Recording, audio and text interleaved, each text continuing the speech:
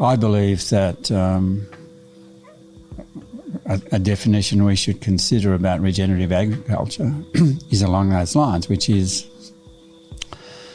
we as farmers, our role is to enable those systems to self-organise themselves back to a state of health, to self-heal.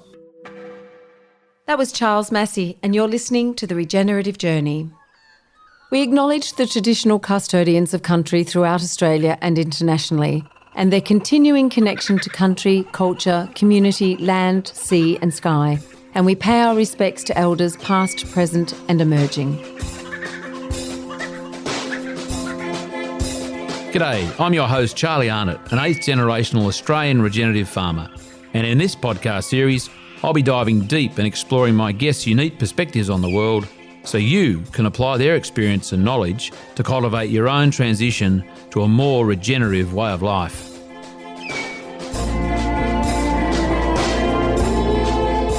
Welcome to The Regenerative Journey with your host Charlie Arnott.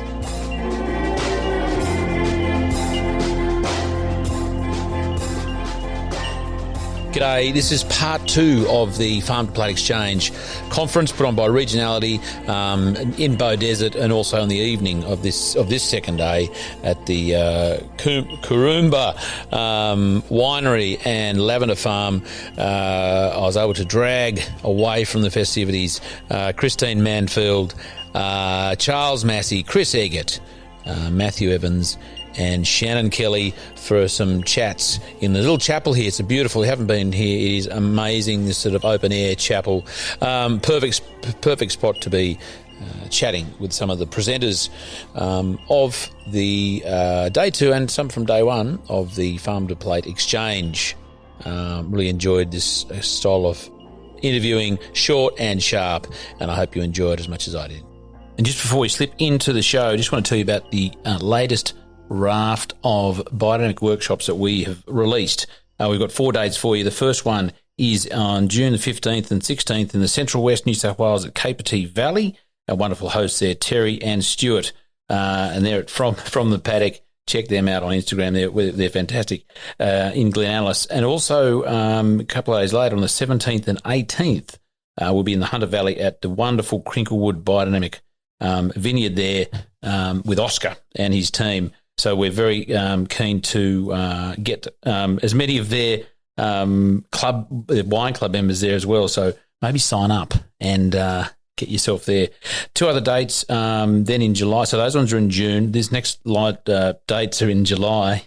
We're the 19th and 20th in the Western Downs in Queensland. Adele and Philip Hughes been fantastic supporters of regenerative agriculture there. Through for some time now, and also through the Lachlan Hughes Foundation, which we'll be talking about in due course. I met them at Albury, and they're just fantastic, lovely couple. And also then on the 22nd and 23rd at the Sunshine Coast with our good buddies Mitch and Nina Bray at Bray Farms there. They'll be wrapping up our sort of winter series for 2 days, the 22nd and 23rd. All those tickets are available on our website, so go to the bio, go to the website, do whatever you can to get onto our try booking site. Early bird tickets are not going to be around for very long, so jump on board, get into and onto one of our biodynamic workshops as soon as you can. Is that going? It is now. Right. It is now. Okay. You might just say that again. Is that going? You may recognise that voice from such well-known shows as Australian Story and probably heaps of others. I can't even recall right now. Yep. Charlie Massy was one of the keynote speakers here yesterday with Bruce Pascoe, who I had the pleasure of interviewing quickly yesterday before he had the duck off. Oh, good. It was awesome. Isn't he good? Yes, are we watching that? No, you do what you want. Look at me, look at that. Okay. Just don't pick your nose, bro. Just be natural. It's really natural. Okay. So how good's Bruce? I think I've got to know Bruce. I've got a huge amount of respect for him, and he just speaks from the heart and incredible. On behalf of his people, and he's such a national asset in my view. What I found about Bruce, was his, and you've done some work with him, and you've heard, I guess, his theme. But for those who haven't heard him, what was really strong and persistent in his theme is this refreshing attitude of, we don't want you being, all of Australia, but really that's Whitey's, feeling bad, feeling guilty, because that's actually not very useful. We actually we've got to do something together. Absolutely right. And what he's proposing, which I think is the pathway in, and I just met some people from a new organisation called Native Foodways the other day. But Indigenous people developing businesses out of the food they know best, their own bush tucker on country, getting them back. In this case, for better or for worse, it's giving them livelihood and income, and so it's into the modern world of business. But I think that is a crucial pathway. Love it or hate it, they're encaptured by the European global capital system now, and if they can start making businesses out of their knowledge with bush tucker and get back some of the territory that's been stolen. By that I mean that the value add of Australian bush tucker is about $250 million. They're only getting 1%. So they've already been robbed right from square one, even in this new area. So I think and that's what Bruce is doing with Black Duck Foods. And now we've got this other organisation, only been around about a year, 5 foundation, might be 6 foundation directors. Only one is European. And I had a yarn with them the other day, and they're really looking now to leverage partnerships with farmers where Indigenous people can come on, all sorts of combination of arrangements, but grow, harvest food. And I think the possibilities are really excellent. And I think most of us farmers, we don't utilise all our land. We've got tree breaks at home. We've been talking to Bruce. And there's lots of beautiful soil there where yam daisies used to grow, the old ewe and women down at Eden. We've said, look, go for your life. There's acres and acres and acres you can use, and only too happy to help. So, and we'll probably formalise other arrangements. But I think it's a win-win for everyone. And we both know, and you've worked with Murray Pryor. He's been working with Paul House with a, not dissimilar, I guess, private arrangement, which, I don't know all the detail of, but know enough that that's going to be awesome. That as a call it a blueprint or a model for this sort of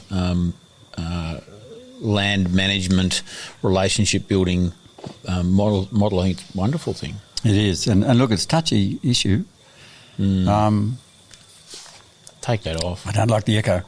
It's a touchy issue because your family, my family, bought their land legally, but when it's all said and done, we're still living on stolen land, and there's been no apology, no reparation. And so I think it's ethically, morally beholden of us to engage with these people as a way of starting that reparation journey, and some, allowing them access and other mechanisms.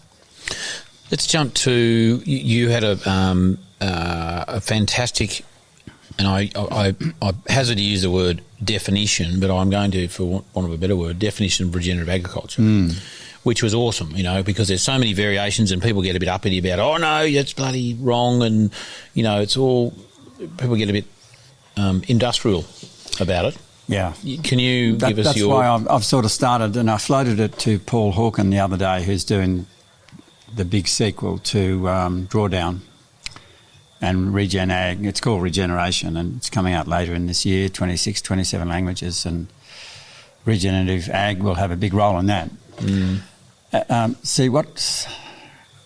I went back to uni nearly 40 years after I'd been an undergraduate to do my PhD, and so that period since I'd been there, we'd had the rise of the computer world, electronics, and from that came our understanding of how systems work, and particularly complex adaptive systems, which is how the earth functions, how our landscapes, how our farms function. If you encourage them, they'll start to operate the way they were designed. But if you go aggressively ploughing and spraying and stuff, you're simplifying the whole system. So that all modern ecology, or the best of modern ecology, let alone other thinking in different parts of how the world works, we now understand it through this lens of complex adaptive systems, which is you do something here, it'll react. If it's negative, it'll react. If it's positive, you're enabling it to function like it used to. So I believe that a definition we should consider about regenerative agriculture is along those lines, which is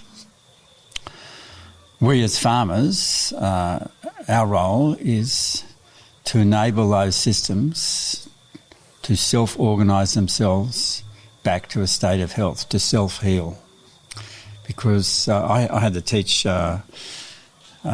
complex adaptive systems to master's students, and over a couple of lectures, it took me bloody months to get my head around it, and a lot of research. And there's about 12 characteristics of a complex adaptive system, from things like keystone species to others. But the two ones that really interested me were the concept of the capacity of a system to self-organise itself back to a state of stability or growth or health. And it does that because lying within that system are what are called emergent properties. So they're there. And if you do the right thing,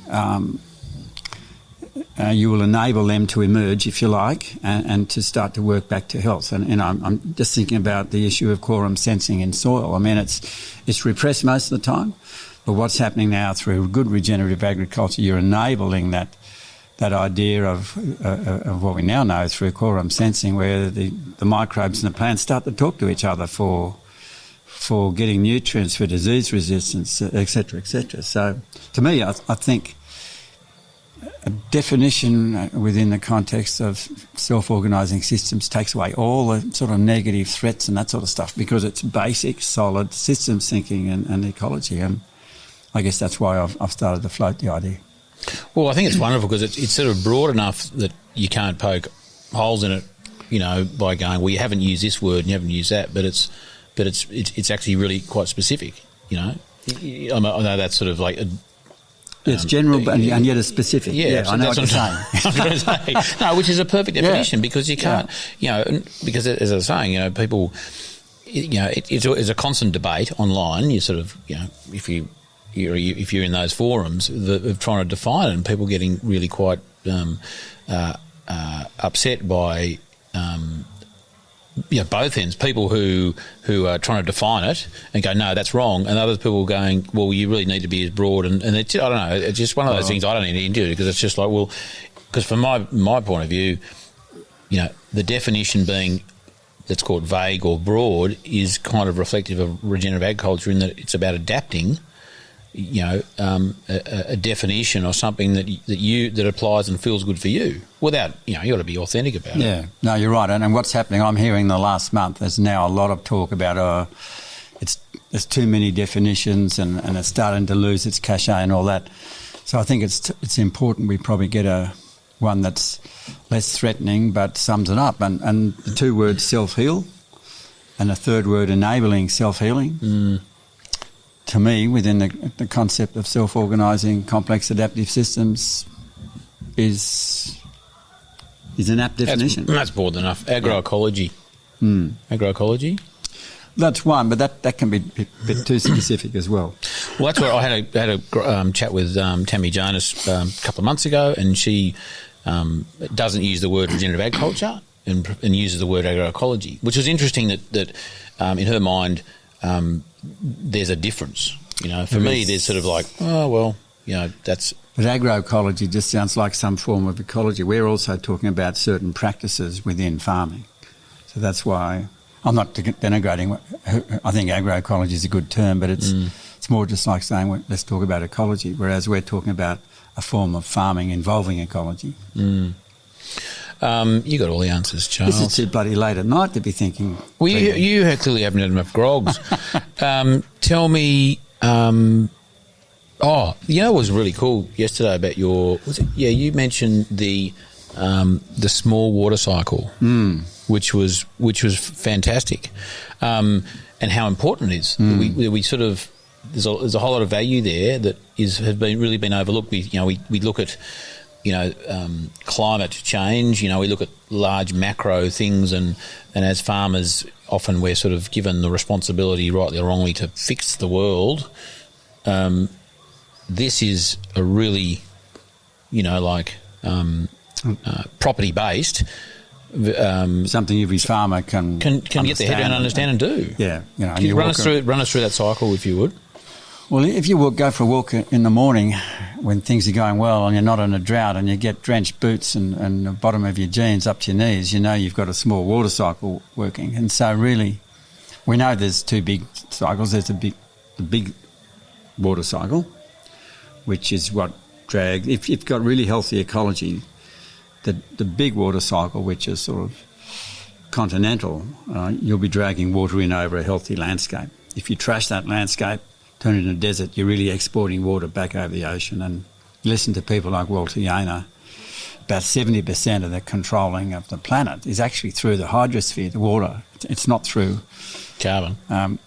So much carbon. So that's another whole issue. But what we've lost track of is, and this is good science, we know what the water, there's the two cycles. There's the small regional on-farm local catchment cycle, the small water cycle, and then there's the big one.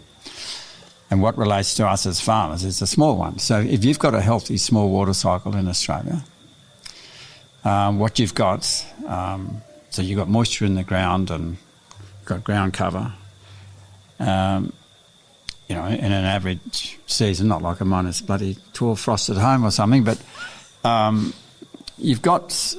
At night, you've got about 1 foot or whatever that is, and a third of a metre of moisture sitting above the ground at about a 99% relative humidity. It's just so moist coming out of the soil, and the reverse of daylight photosynthesis is occurring when oxygen is being taken in, and all those sorts of things occurs at night. So when the sun starts to come up, the pressure rises, and so that healthy ground with that small water cycle will absorb, due to that pressure shift from dawn, will absorb about 1 millimetre or a bit more every night that you've got a small water cycle. So if you're really managing your land well, we're talking about 12 to 15, 16 extra inches of rain every year. It's true. Sort of no-brainer. That's double in a lot of areas in Australia, isn't it? Well, it is. Well, if managed, if you've got theoretically, that. Yeah.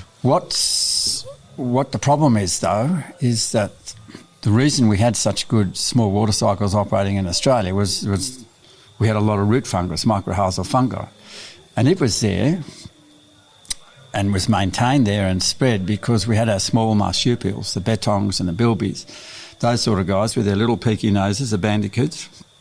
Their peaky noses are because their favourite tucker is truffles, fungus. And so they would spread the spores. Every time they went for dig, they'd be spreading spores next time they dug. And that was another key role in maintaining the small water cycle. We've lost most of those guys. But it doesn't mean we've lost the small water cycle, but it just means that if we're really going to get it back and have that extra bonus 10, 12, 14 inches, we need to manage our ground cover and our spongy ground and the root fungus in it a whole lot better.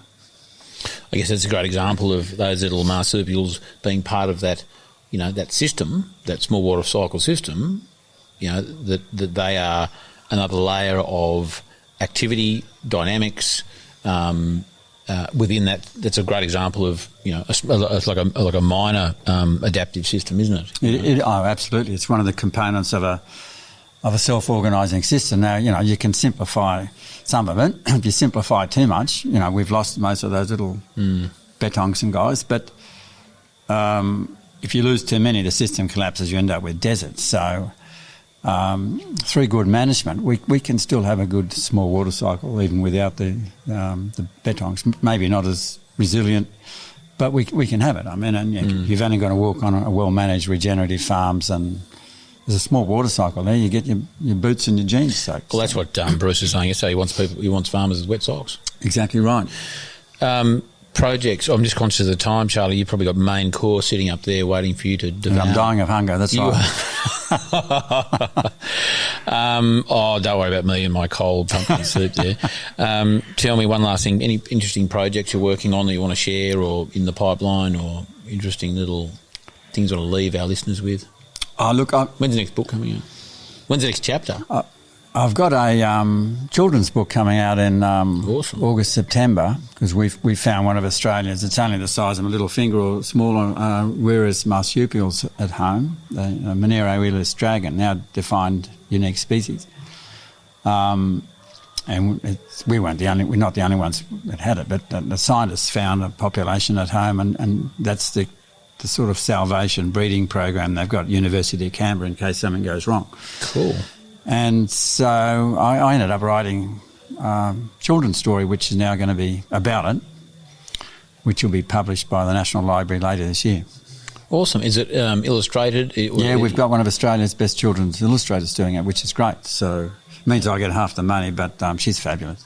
That's fantastic. So into kids' books, and I can't wait to... So important, isn't it? Oh, totally. Get them when they're young. I mean, Absolutely. Bruce's book, the Dark Emu for kids. I mean, that's at an age, if they're reading that's like, oh, okay, that's normal. Like, unlike when we were at school, where what was normal was the old, well, not the original, the old version or the current version.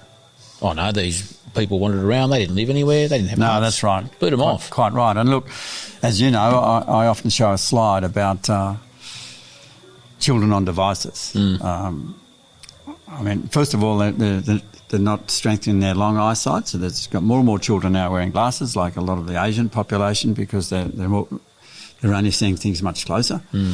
But we've got to get children back outside and playing, toddlers, babies playing in the dirt, ingesting bacteria to stimulate your gut microbiome, your resistance system, your long vision, and just engaging with nature. And so maybe books about nature, which there are some really good ones, but I might end up doing a series along these lines that engages them with, in a sort of fictional type way, but not straying from the biology, engages them in getting them interested in nature again instead of devices. Improving their biome. You heard it first here on The Regenerative Journey, Charlie Massy's new series. I'll hold it to you. I wouldn't go that far. Available in all good bookstores in 2024 or something. Charlie, it's always a pleasure catching up with you. Happens too rarely. And thank you for your contribution, not just to the conference yesterday. Your presence, I'm pumping up your tyres, I know, but your presence here has really stirred a lot of people up, because it puts the whole conference into context. If you're here, then they go, shit, this is good, and what you said yesterday. And I also know and appreciate the time you put into this whole. I'm not going to say the word movement. I just did, didn't I? This whole thing that we're on, this train we're on, journey. And the journey we are. Look, the journey we're on. Having you, front and centre there is a wonderful. You're a wonderful advocate. So thank you and I know how much time you put in, and I know what sacrifices you make. No worries, mate. I mean, I can return compliments. We need our. My tyres are big enough. We need our translators and our storytellers. I'm a storyteller, but what you're doing is telling the stories through another medium. So it all works together, mate. It's like an ecosystem. We're self-organising. And our mate, we are, without even knowing it, or could talk about it. But just a quick one. Our mate David Marsh, he made a really good point the other day, and he said, going to conferences, dare I say, like this or anything else, other than farmers stepping into this sort of forum, it can sometimes be not necessarily comfortable, or they're sort of they're seen, and mates go, oh, he went to that conference, or whatever. Listening to a podcast. No one needs to know. No, that's right. No, it's a wonderful medium, and I know it's having big impact, so good stuff. Thanks, Charlie. Yep. Look forward to catching up with you next time. Okay, mate. Good on you. Okay.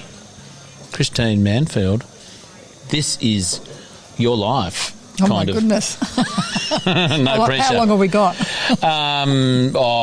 Look, as long as you need. No, we've been given 15 minutes. Okay. 15 to 20. We might squeeze the 20 in.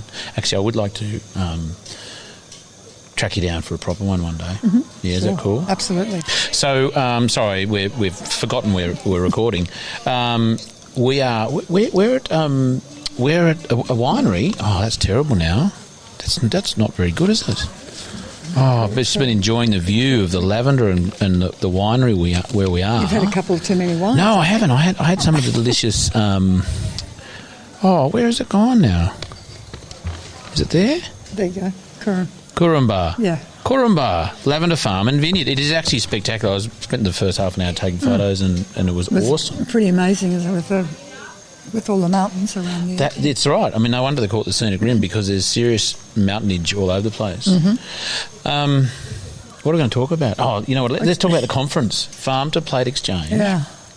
What were your thoughts? Any sort of nuggets? I've got to say that it was really inspiring. It was a lot more than I thought it would be, and I was really pleased with how on the money and on the page everybody at the conference was. I expected there to be maybe a little thread of conservatism going through, given what traditionally what the farming community can be, but it's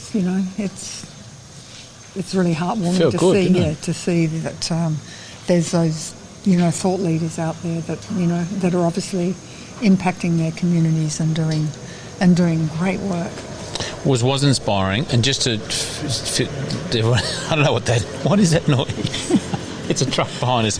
We're on a farm. It's a tractor. We're on a farm. I haven't even got the video straight. Look at that. What a dodgy operator. And we're in an amazing...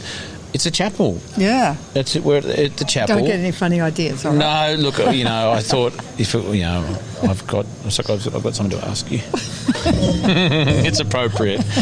No, it's awesome because there's actually there are walls, but there are no walls. Hollow walls, and there's an amazing... how do we go? Timing is perfect with the ute just pull it in there to drag the beer cart away. But it's an amazing setting. Everyone's just moved up. We just heard Matthew Evans and regale us with his journey, and they've all gone up there for Din Din. Now, so any other sort of standout, without sort of being accused of favouritism, any other standout? I've got to agree with. One of the guys this afternoon, not Shannon, the one that spoke. Alex, yeah. He said the girls have wiped the floor.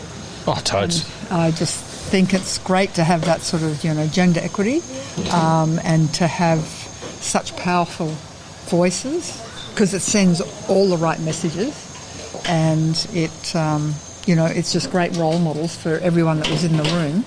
Totally. And about possibility and, just getting in there and, seeing what, collective forces of nature we can be. What can be done. Yeah. And there's a real theme. For me, there's a theme of that in the conference, and which was, appropriate's the wrong word. It was actually refreshing, and it was relevant, and it was awesome. But in talking to a number of people over the last couple of months, there's a real theme there. Mm-hmm. Not even the last couple of months, last couple of years. Yeah. It's like they're like the chicks. They got it all going on. And any time you just think, nothing's happening anywhere, you just got to look outside the traditional platforms or the norms, and this is where it's all happening. But that doesn't take anything away from any of the speakers. For Bruce to get up there and just talk off the top of his head non-stop for 40 minutes. It was awesome. And every single thing he said was just so on the money and so relevant, and so it just set the tone for the whole thing. Then you've got that backed up with incredible scientific knowledge and experience with Charles Massy, and then it just went on from there. It was just So it was a really good way that the Rose and the girls have put it together, that they had Bruce and Charlie, the keynote, setting the scene, and then backed up, all from the rest of the day and yesterday that they were, and then today with living, breathing examples of that kind of agriculture, that kind of attitude, that kind of food production. It was awesome. We're giving them we're pumping up Rose's tyres a bit, aren't we? No, totally. And and it is about joining those dots, and for people seeing the direct connection and relationship between farmers through to chefs. Because yesterday's one of the young people in the audience who was from a farming background said, they feel a disconnect with chefs in their community, and I said, trust me, we're out there, and there's a lot. Looking, a lot of our tribe doing some great work. Who can we connect? Do you remember where they were from? No, and it was so it was good to be able to prove that I think by listening to all the different people, and then also people like myself from the other side of the flip side of the coin, if you like, other end of the who have worked tirelessly to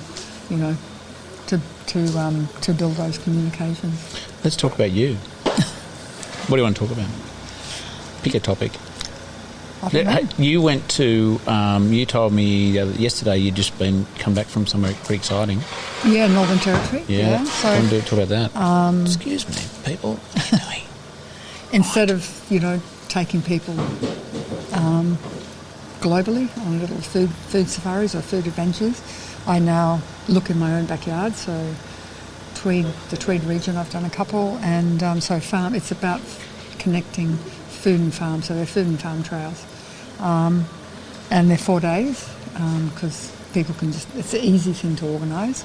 And so I took one last week up to Arnhem Land and through into Kakadu. Going to pop that under there a bit more. Yep, through into Kakadu, and so that was and just bringing in the all the elements of their place of where you are. So you're up on the coast in the floodplains, so it's very wetlands.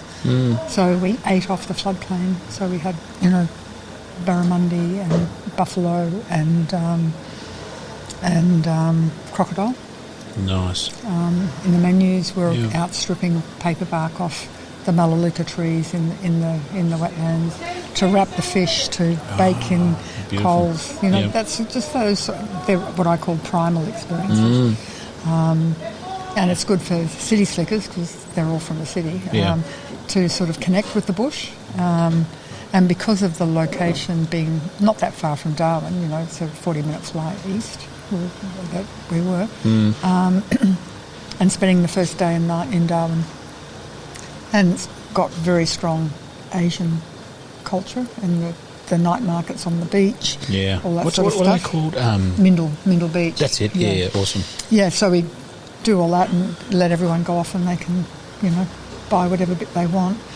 On the one of the days, pardon me, at the lodge, I cooked laksa. Just because Darwin has a laksa festival. You cook a pretty good laksa, wouldn't you? And, some of the people in the group were sort of slightly older, and you just look at them and you think, but they were anything but conservative and just sort of got it. And then we do anything that travel experience I do now in Australia has to include a day of immersion into Indigenous culture of the area. So beautiful. That was Kakadu. So what about a com? Because that's sort of like, yummy tucker all day and then... It's luxury, darling. Is it? Yeah, glamping? Or is it glamping? It's glamping. Well, it's a permanent camp. It's called Bamaru Plains. Yeah, cool. Is that a private sort of... Yeah. Yeah. So you've got an arrangement with them, do you? Yeah, I work directly with the owner. Yeah, nice. And really nice staff and stuff. So I'd been up there a couple of years ago and worked out a really good program of things that we could do with the group. And were you doing any of the Indigenous experiences prior to COVID and prior to sort of focusing on Australia some more? I mean, you're going overseas. No. I'd done a couple of foodie trips to Tasmania. But no, that was about 5 years ago. Yeah. No, most of it, my heartland really in terms of travel and food safaris is India. Yeah. But that's where I went to once or twice a year. Yeah. Because it was so popular and it's a country that people feel afraid about exploring on their own. Right. And not armed adequately to know how to deal with it. Whereas to me, it's like second nature. Well, I guess there's the not the fear, but there's sort of anxiety about the travel, where to go, who with, and by myself or with group or whatever. But also then there's also food. There's sort of food's amazing. Well, the food's amazing, but people go, I'm going to get crook or the street. I guess that's just some sort of myth. And you can get crook eating McDonald's in America. So, totally, or probably more chance of that than anywhere in India. So one of my things is to take people onto the street to eat street food. But then and overcome that fear. And I have a fantastic support network of ground people that work with me in India, so I can, and every time I go, so for 22 years I've never done the same itinerary. It's always been different. You're going to go back to Arnhem Land? Do some more. Yeah. And what about like the going west to Kimberley or anything else? I've got to. I always do really good recce's myself before I take people. Got to do the homework. You probably got to go like 6 times to really work it. If you ever need someone to like hold the plate, do you then taste something or hot the baggages? Okay, I'll put you on the list. There'd be a pretty big list. I'm taking a group next week actually to the Flinders Ranges and Wilpena. Oh, that'd be unreal. That's going to be pretty special because for me that part of Australia's got almost equal spirituality to Uru. Yeah, and I can't remember. I was talking to someone about that the other day. Oh, Rebecca Sullivan. Actually. Yes, and we're doing a lunch with Rebecca. Oh, unreal! Yeah. She's ace. Yeah, she's fantastic. And Damo. Those sorts of and having that sort of private experience that you're not going to get just as a regular traveller. And it's I guess there's that authenticity, which is probably an overused word, but really it is about going to those places that you can't go, usually go, connecting with those that aren't, it's not their sort of, not necessarily their core business, or they're not on the commercial bandwagon. There's like a really sincere reconnection with it all, which is exactly awesome. And it just builds on the story, and it just it makes my life easier. So for me, writing any sort of itinerary wherever it is in the world is about connections, with the right people, and that they're going to give the guests the right message about why they're there. Well, they're there. What else do I have for you? Oh, we've got minutes left. This is awesome. We actually are running a bit late, aren't we? It's just the way it is. And excuse again the ute that's been dragged away. The beer. The beer's gone. No. The beer cart. What else? What any other nuggets from the last couple of days? I think there's been so many connections that I can follow up on, and I'm sure that's. Have you been to one? Did you go 2 years ago? No, okay. No. I met Rose and Renee when I got up here last year. Yeah, nice. Early last year. So my purpose when I moved to the Tweed was this is my new backyard. I'm making it my life mission to go and meet everyone in the area. So farmers and producers. So I spent, going out everywhere and being introduced to people. And why the Tweed? Because it's the good beach. Call, by the way. Yeah. I reckon that's unreal. But we love the beach, and it's warm. We like warm weather as opposed to moving south of Sydney. Yeah. It's close to an airport if we need to hijack it out of town. We'd have to drive for hours to get to the airport. And it's the most extraordinary, fertile. I love the mountain. I love Wollongong. It's all really close too, isn't it? Yeah. You're on the beach and then... Yeah, everything's there. It's a really fertile food bowl, and it's been underrepresented. And totally. So it's time to, get people to wise up about it. Is there some... I guess there's freedom in doing what you're doing now as opposed to... When was the last time you ran a restaurant? 8 years I closed. I closed years ago. Yeah. It's wonderful being a freelance person, being, unencumbered, no staff. Because you got a good rep. Yeah, so if I need to, get people to work with me, it's easy. I've not had a problem with that, and you get to do really fun projects. So now I can pick and choose. I call it cherry picking. I get to do exactly what I want, and as I said, in my talk to Savo, I'm really inspired by the Gen X, the younger ones, and just working with them is just like all over the country and everywhere. It's like a breath of fresh air. How are you? What sort of forum are you working with the young? Usually, more often than not, it has been doing like a pop-up where I go in, sort of, I don't call it taking over, but I work in their space with them and being a restaurant or okay, cool. More often than not, in a restaurant. I've done other things like picnics and whatever. They're just, like events. But I'm not really a caterer, so I've got to. I really need that support of a restaurant team, if you like, to do. Yeah. And it's a win-win for both of us, Oh, totally. Yeah. Is there any for our younger listeners who are thinking of stepping into that space? Because I'm sure we've got quite a few farming listeners who are young and there's a few here today. Any sort of tips that you would give, those stepping into the culinary field that you could pass on? You have to, I think the reason that they're the two noble things, because you have to be, as crazy as, both are crazy, It's a crazy lifestyle. It's not a job, it's a life. You have to commit to a life, because there's no, cutting off and walking away. I don't feel like going it, no.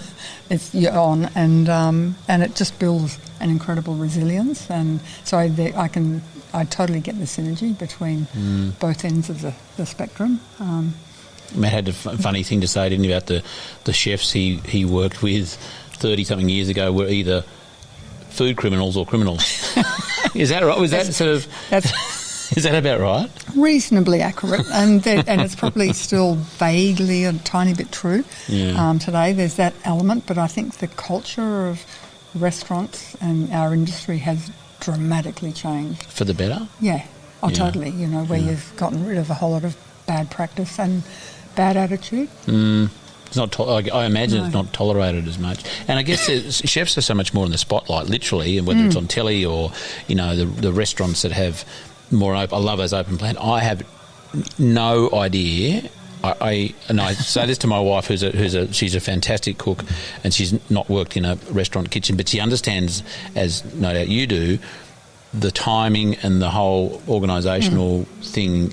It just screws with my head. I look in a kitchen and they're reading out the orders. I mean, you're probably laughing, going, "What a dero!" But I am totally in awe of how that even works. It's just, I used to say to my team, it's like the curtain's coming up and we're going to perform. You're on, and it's a choreography and minimal. Okay, that's good. Minimal chit chat, because people are there to work, to focus, so you don't want to stress them, ruffle them, They play their part, right? Yeah, play their part, and also, we say just cook with love. Put it on the plate. Is that one of your mantras, that when you, for the young ones? If you cook when you're stressed or really uptight or angry, you can taste it. You can taste it. Actually, Matt, again, he mentioned that just before, didn't he? He mentioned about... I can't remember, I wrote a little scribble down here, something about... I love the way he said it was just the taste. Soul of the food, soul of the grower. Yeah, you can taste the soul of the grower. Yeah, and as a cook, you want to honour that. You don't want to go in and screw it. So that the integrity of the product should come through even after you've cooked it. That's quite a responsibility, isn't it? Totally, and I think you have to have the smarts to be able to confidently be able to do that. I wish you'd been the cook at my boarding school, because I don't know, the tucker that went in there was much good, but gee, when it came out the other end, it was a bit like Matt saying everything was grey. We're going over time, but I don't care. Projects? Any sort of projects that are coming up that you want to talk about, or I've got a new book coming out this year. Awesome. When? So I've spent the last... it was, pardon me, I did a bulk of it last year, but I actually started it about 2.5 years ago. And it was off the back of Tasting India being the second version, so a different edition. I've got to get you to sign my copy before you go. Being released, I was asked to write a cooking class manual for Indian food, so it's an Indian cooking class. And so it's a step-by-step, I hold your hand, walk you through the process. That's cool. With all the pics of, I need that. Yeah, and it's just basically opening your pantry, so it's pantry staples, it's not posh. Too fancy. restaurant food or anything like that. This is real, gutsy, hearty, but cooking with spice, because that's my starting point. And I think it's even more important and pertinent, I think, this year, given the overriding racism against Indians in this country. So, and for a place that is like my second home, as some of my friends say, I was born with a bindi on my head. I get it, and I'm just there to share the love. But this particular book, as opposed to Tasting India, is written for a contemporary Western kitchen. Yeah, cool. So it's sort of like a translation in a way. Yeah, so it's my interpretation of the flavours, and they're tweaked and this, that, and the other. There is you can reference the tradition, but it's how it's changed. Whereas Tasting India, I didn't mess with the recipes at all. That's how I collected them from people all over the which is cool. That's respectful of the and I guess you're going to go back. You hope you can get back there. Oh God, yeah. I suppose I'm getting up to the Himalaya as soon as possible, up to the mountains. Yeah. Well, I for one would love to go with you there one day on one of your tours, and on Arnhem and Flinders and anywhere else you go. Tweed. That all sounds awesome, because I just love the idea of immersion. You know? Exactly. I'm sure I can introduce you to some good people to talk to along the way too. Oh, totally. Yeah, let's do that. Let's do a tour. Yeah. I can interview you, and then I interview them, and that's awesome. Yeah, and cook some good food along the way. And we won't tell anyone, though. It's a secret. You're a legend. Thank you. I'm so appreciate your time, Christine, and I better wrap it up. Yep. How rude! I want to do more. I've got Charlie Massy coming up next. He's awesome too. I've got a few. Isn't he brilliant? He's awesome. Huh? Yeah, he's really. He's very funny. How good was he on Australian Story? That just awesome. I can't believe some farmers went, "Oh, that's bloody bullshit." Bro. I know. I just can't believe that sort of resistance, but it really did crystallise the issues for a lot of people that hadn't even thought about that before. Really compelling, isn't it? Totally. And just his manner. I'm pumping your tyres up here, Charles. But just his manner. I don't think he listens to the podcast anyway. But just the way, his approach and his manner and his articulation, it's like, I can't, Anyway, we're really blessed to have him as an advocate for what, I guess, at the end of the day, it centres around food, it's how it's produced, it's where it's produced. It's just a lovely synergy we're talking about at the Farm2Plate Exchange. With soul. With soul, farming with soul, eating with soul, eating with reverence. Yeah. Love it. Okay, we're going to go. That was awesome. Great, thank you. Christine. Bye. Bye. Chris Eggert, welcome to the chapel here. Feeling very holy. You might remember, listeners, you might remember or recognise Chris's voice from one of the episodes in season 2. I think it was season 2 of the Regenerative Journey. Chris Eggert there, Warhope, Ox Hill Organics, legend. Mate, that was an awesome interview. You got so much, deservedly, so much wonderful feedback. Oh, thanks. What am I supposed to say? Thanks, Charlie. Yeah. I'm pumping your tyres. I mean, it was good. It was good fun doing it, and I guess it makes you reflect on what you've done and have a bit of a think about, what else there is to do. I suppose there's a long way to go with what we do. Like, obviously, what we're doing and what other people are doing and regeneratively is. It's good. It's just good for the environment and good for people. We were just reflecting on walking down here now on the conference. The vibe, it's a pretty good vibe, isn't it? Oh yeah, it's massive. Yeah, it's because you went to the first one 2 years ago. You at the first one? Yeah, I was. Yeah, I went to that. Didn't know anything about it. It was like a spur of the moment decision to go there, and I think what I got from it was just people really cared what they ate. And where it came from, and it really vindicated what we're doing. I guess when you're on the farm all the time, you don't you don't really get out and see that much. So I guess it was like an education for me. That people do, respect farmers and respect what they're doing and appreciate where their food comes from, and I suppose there's a realisation that what they eat is going to change how we farm into the future, and that's going to affect our environment we live in. It's going to affect our planet. Well, your move into organic, dairy farming and regenerative dairy farming, it wasn't like you had customers going, "Hey, I reckon you should do this." It was a different catalyst, wasn't it? Oh, for sure.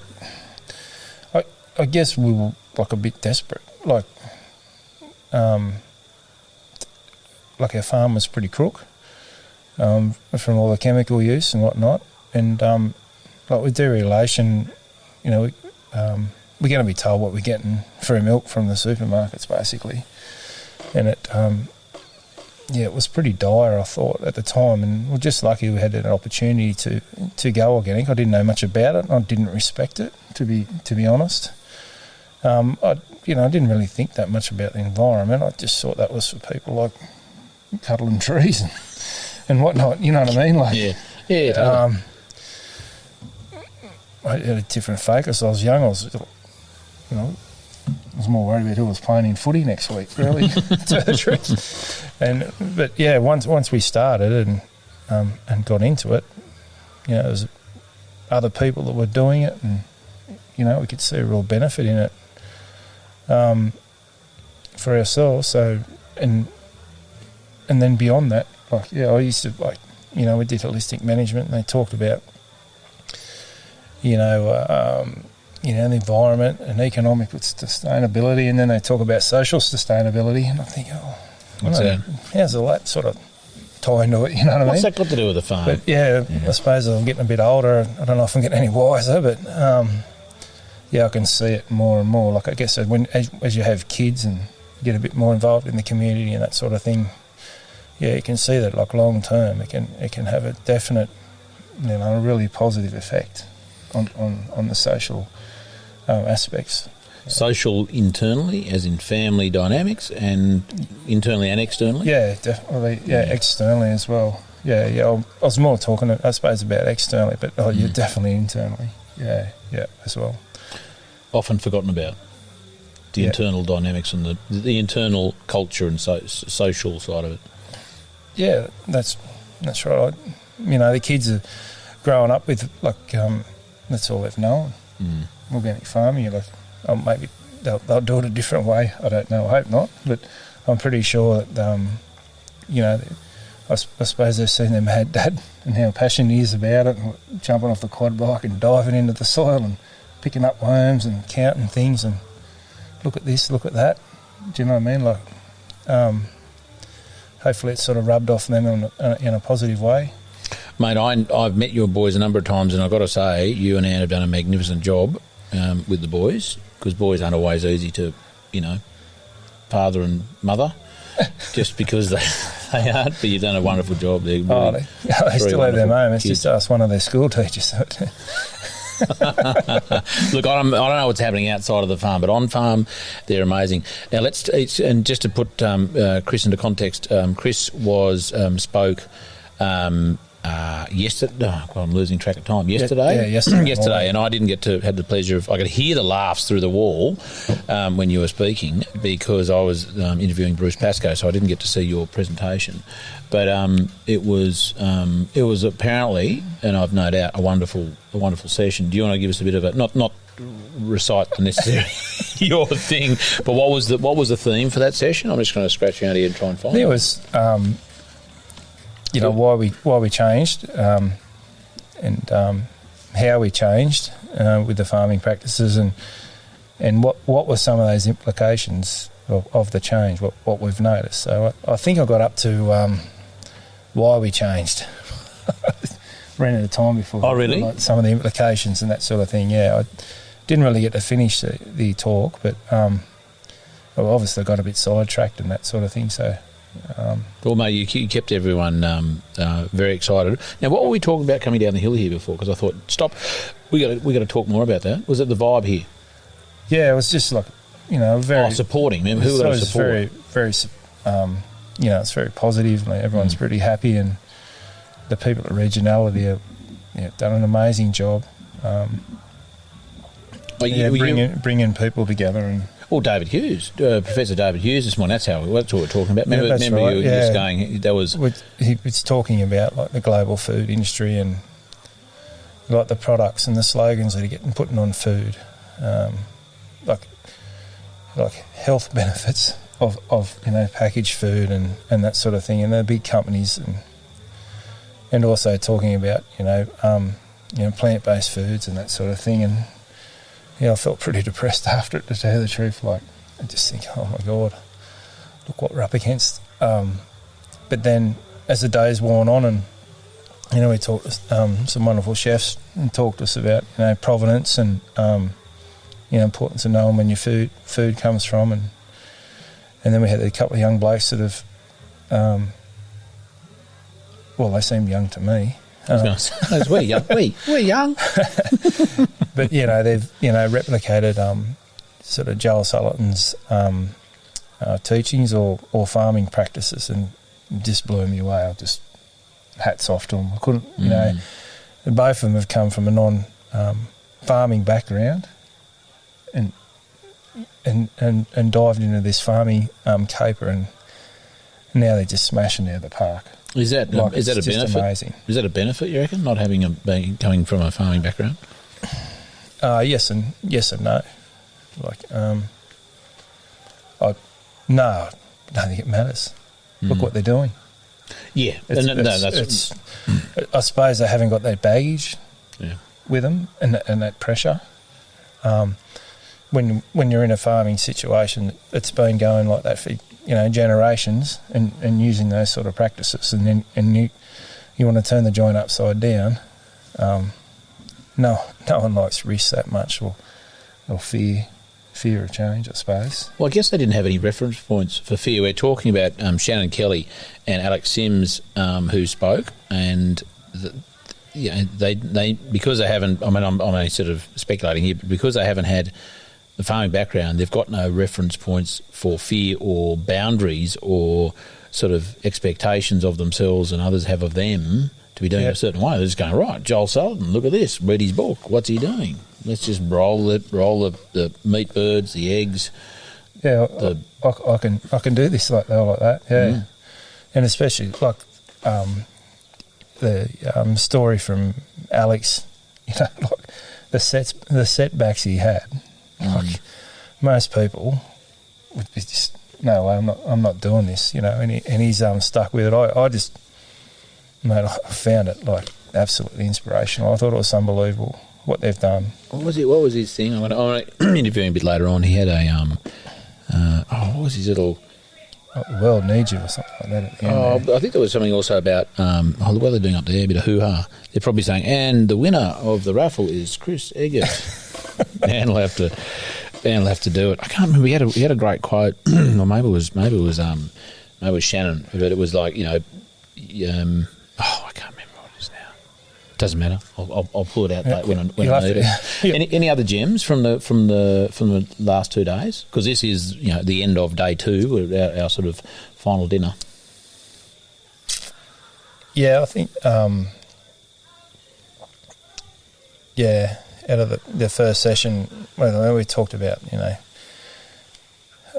the first 2 speakers talked about a lot about observation, and when you're farming, like observe stuff, like look at the soil, look at the plants, look at what's going on in the ground.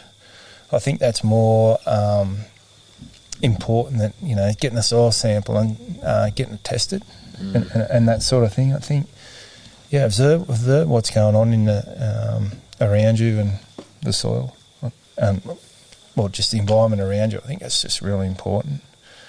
Don't get too caught up on figures and facts and benchmarks and all that sort of thing that we tend to get worried about. So, it's hard to put those like soil tests into context if you're not observing, and you can't put it into context because you're sort of not really. It has limited relevance if you're not observing, other things in that paddock where that soil test came from. And sometimes the soil test can come back that bad, and you think, well, what can I do about it?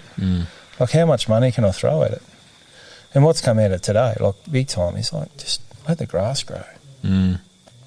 Let nature just do its job. Just give it a bit of time, and the plants are growing there to help fix it.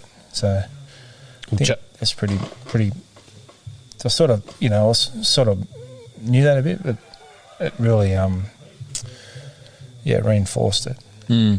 Charlie was talking to this before about the self-organising system, or the complex adaptive system, which is nature, which as industrial farmers we don't acknowledge, and we try and simplify nature by applying this and applying that, and it's almost like a lab experiment. You do this and this and this, and that'll be the outcome, and that's easy because it's prescriptive, and we reckon we know what we're going to get out of it, as opposed to the letting go of that need to control. Yeah, well, there's a green plant growing there, and now it's dead. Yeah, yeah. You know what I mean? And you've taught me that if you put that on there, it dies, and then I'll teach someone else that. That's it. And that's how it rolls. Like, they're not looking at the cause, though, are they? They're not looking deeper into observing the real reason it's there. Well, I think, look, when you become an organic farmer, if you've got a problem, like a weed or something, well, you can't spray it. No. So you start looking at a different angle. Well, maybe this plant can be a benefit to me.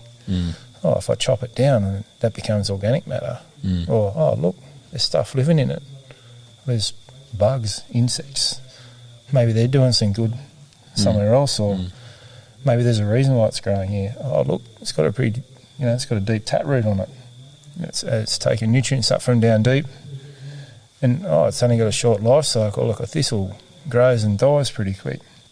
And it's got all these thorns on it saying, "Piss off, don't touch me, or I'll hurt you." Because I'm doing a job. Yeah, because I'm doing something here. Yeah. Do you know what I mean? And then, like, quite often in our farm, we've noticed after thistles, like tremendous clover growth, mustard weeds and things like that. You get like tremendous like lucerne growth after it, chicory growth. Just seems to open after it. Yeah, it seems to open the soil up and does some sort of a job in there. Look at all those white roots in there. So obviously, it's photosynthesising. It's green. I remember like Peter Andrews going on one of his things early on, and he said, "If it's green, it's good." And that's often a thing. Oh, okay.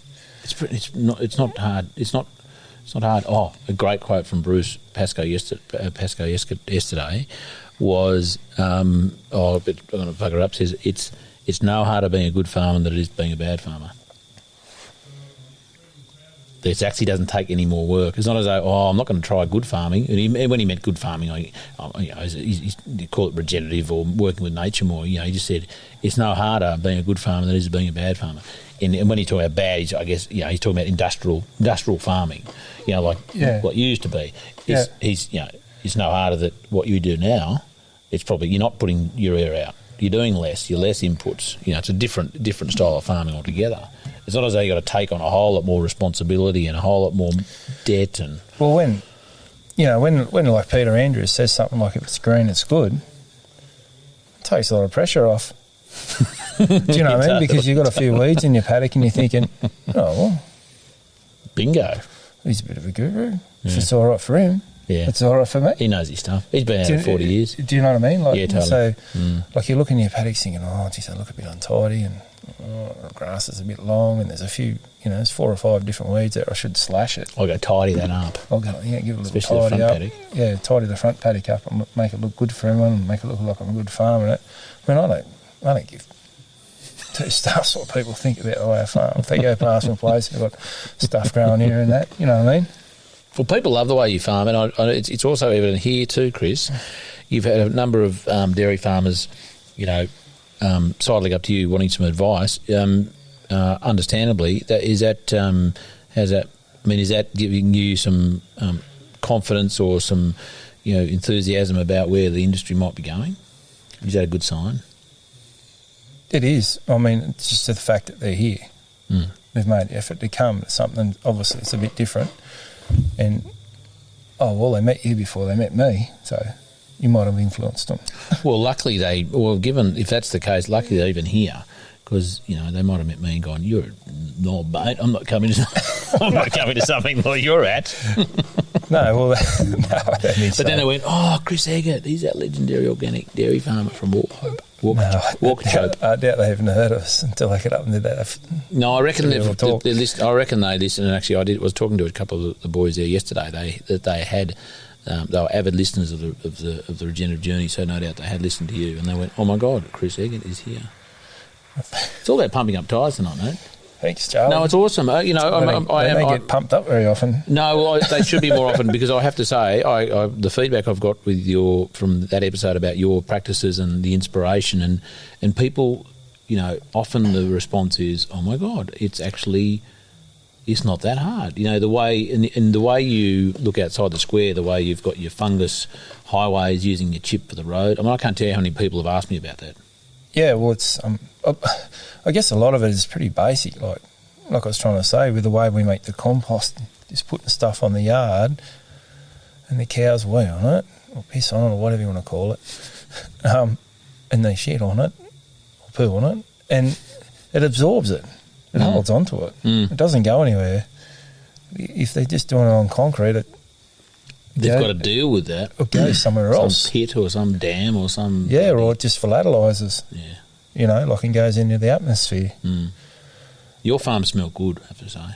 Yeah, well, that's it. That's what I say with someone said about the compost. How do you make compost, and what do you need, and all that sort of stuff. Well, if you start with ingredients that are not coming from a nitrogen-based, like souped up your manure that's come from high protein or a high nitrogen source in the soil. So, yeah, it gives you some flexibility. You don't need to turn it all the time. You don't need to worry about it smelling the neighbours out and that sort of thing. So, funny you say that. We made some cow manure concentrate the other day at a workshop, and the manure was sourced from a dairy, a non-organic dairy, and I'd never really haven't been around those sort of cattle for a while, and it was it was pungent. It smelt like urea. It was a really rich. Yeah. We still use it because I think it'll still make some reasonably good cow manure concentrate. But it was fascinating. That was just so. You could really feel it in your nose. Yeah, the ammonia comes through it. Yeah, totally. Ammonia, that's it, of course. So plus, we're using, things like biochar and that as well in the feed. And it's just such an absorbent product. So when it goes in the gut, or if there's any toxins or anything like that, it's been absorbed by the biochar. Just start using something like that. Yeah. I have to talk to my new mate, Stuart Larson. Interviewed him last night. He's amazing, isn't he? Yeah, well, that's it. I mean, he's been doing amazing things for years. And when I first, like I said in my talk yesterday, when I first started, I read books and I heard things and talked to a few people, but, still hadn't seen, like, great grass or, like, farming, you know what I mean? Like an example. And then, like, he sort of sidled up to me and, I said, come out to dinner or whatever that night. We were at this thing in Coffs Harbour, and I went to dinner and I just learnt so much. And then he said, you can come to my farm. So I went and saw his farm and saw the crops and the cattle and the compost and all that, and just went, wow, man, you want a piece of this. This can be done. Great example. So I think, from then on we just like head down and bum up or whatever. And then like later on, I suppose, and then I read the Reed Warbler, Charles Massy, and saw this amazing stuff all these Australian farms are doing. Because I suppose like for 10 years I was just on my own farm doing my own little thing and not really getting out there that much. And some great people, amazing people in Australia doing some amazing things. I just hope the general public and people just get behind them and support them, because that'll show other people that it can be done, and we'll get a roll on. We'll get this thing going. We will. Let's crank it.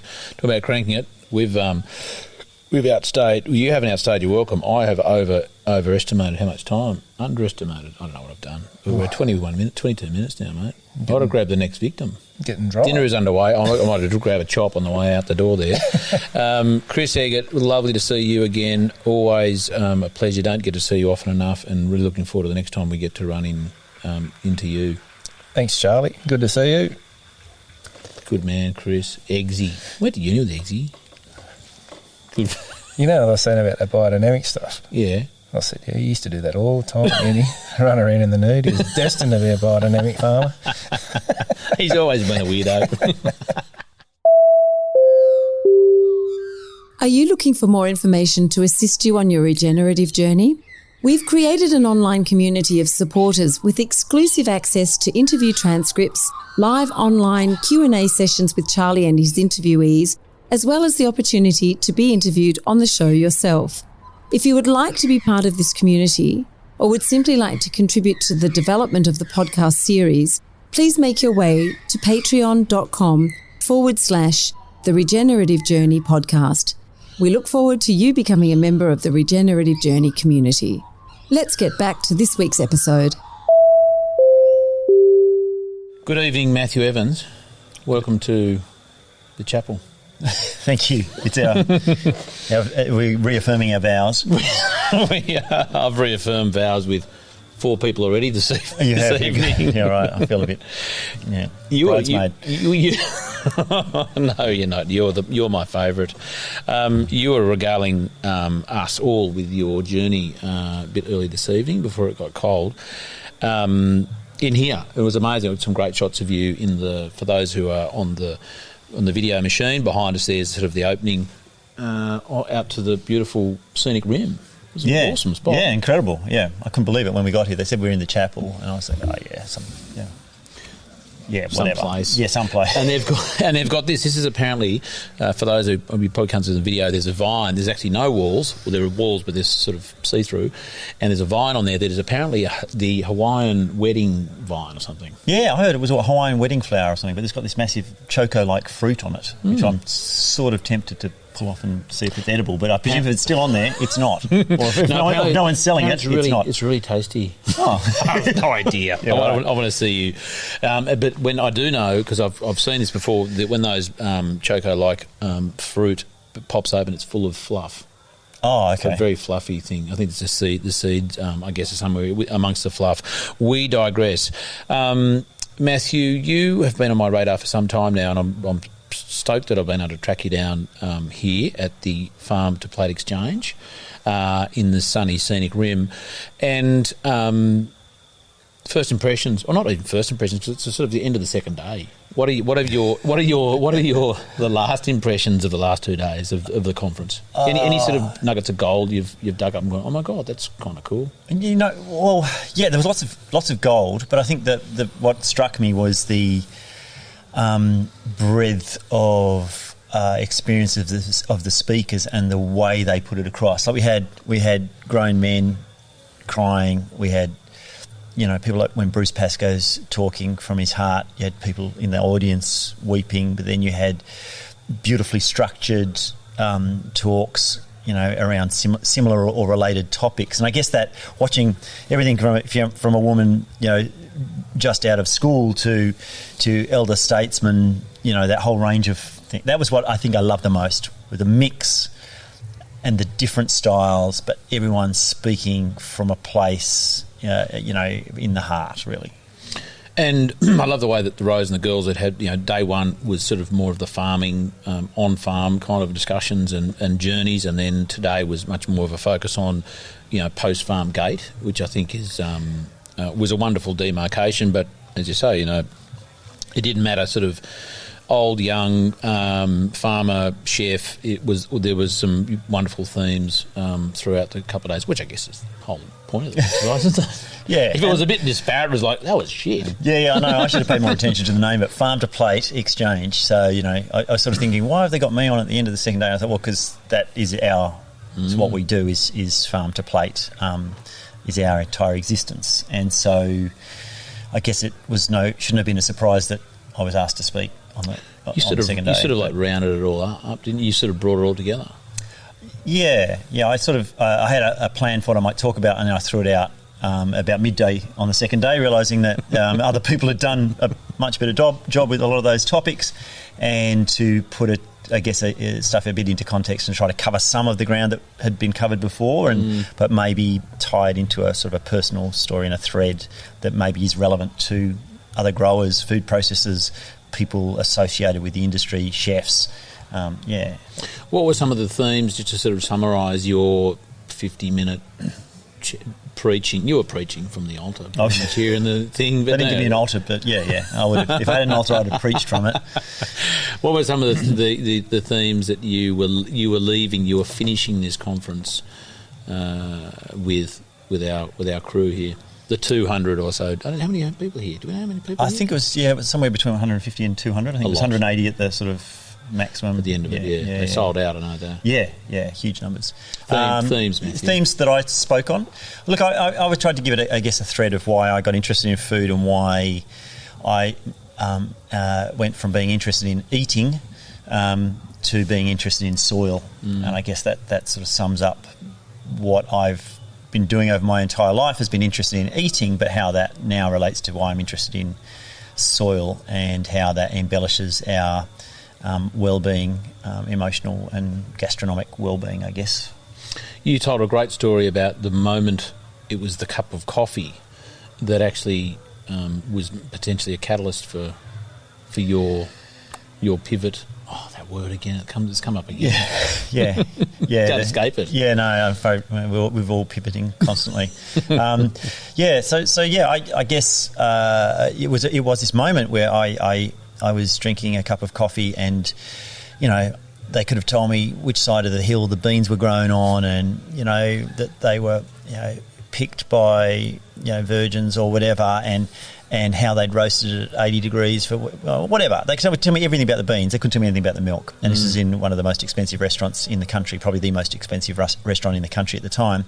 And I started to wonder about what we didn't know about food and why we didn't know it. And this cup of coffee that cost about $11, $12, this is about 2001, probably 20 years ago, maybe 18 years ago. So it's expensive. That'd be a $20 cup now. Yeah, ridiculously. Sort of drug money sort of spent on coffee. Why this fancy restaurant that served this cup of coffee at the end of this amazing meal, like a truly incredible meal, but why was the milk in that cup of coffee not as good as a mate of mine found by spending an afternoon in an organic shop and a couple of supermarkets? Why did one of the best chefs in the land not think that milk was important, or had not got that far in their personal journey of sourcing stuff? And I started to wonder why does milk taste different, for a start, and as a result of that experience, I guess, also, do chefs always have the best produce? Because that's what we were told. And I think I probably wrote that. Australia's the best produce in the world, and Australian chefs are some of the best in the world, and Australia's chefs have the best produce in Australia. So by definition, Australian chefs have the best produce in the world. When in actual fact, now after a long time away from that sort of chefy industry, they have amazing produce, but they probably don't have as good a produce as some home gardener, home cook has outside their back door right this minute.